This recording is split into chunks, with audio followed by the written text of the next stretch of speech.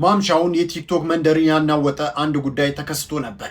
በቲክቶክ መንደር ከፍተኛ ተወዳጅነትን አትርፎ የነበሩት የቀድሞ ፍቅረኛሞች ጆን ዳንኤል እና ጃኒ በመካከላቸው ያለው አለመግባባት ተካሮ ወደ ከባድ ወንጀል ክስ ተሸጋግሯል። ጃኒ ዛሬ ባወጣችው ቪዲዮ በጆን ዳንኤል ያቀረበችው ክስ እና ጆን የሰጠው ምላሽ በኢንተርኔት ተጠቃሚዎች ዘንድ ትልቅ መነጋገሪያ ሆኗል። የጃኒ ክስ ይደበድበኝ ነበር፣ አካውንቴንም ያዘጋው እሱ ነው።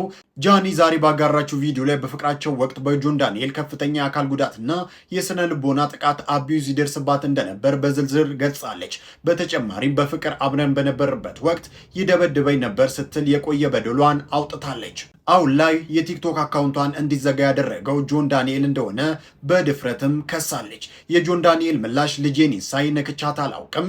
ጆን ዳንኤል ክሱ በወጣ በደቂቃዎች ውስጥ ከ100 ሺህ በላይ ተመልካቾች በታደሙበት የቀጥታ ስርጭት ወይንም ላይቭ ቀርቦ ክሱን አጣጥሏል። ጆን በንግግሩ ውስጥ ልጄን ይንሳኝ፣ እናትና አባቴን ይንሳኝ፣ እኔ ነክቻት አላውቅም በማለት በቤተሰቦቹ ስም ምሎ ተገዝቷል። ጃኒ ራሷን የመጉዳት ሰልፍ ሃርም ዝንባሌ እንዳላት በመግለጽ ከዚህ በፊት እንለያይ ስትለኝ እጇን በቢላ ስትቆርጥ ነበር፣ አስጥያት ነበር ሲል ምስክር ነው ያለውን ፎቶ ለተመልካቾች አሳይቷል። ጃኒ ለምን ላይቭ አልገባችም የሚለው ትልቅ ጥያቄ ነበር። ብዙዎች ጃኒ በቀጥታ ስርጭት ቀርባ ምላሽ ትሰጣለች ብለው ቢጠብቁም እሷ ግን ዛሬ ላይቭ አልገባም በማለት በአካውንቷ ላይ መልእክት አስቀምጣ ምላሽ ከመስጠት ተቆጥባለች።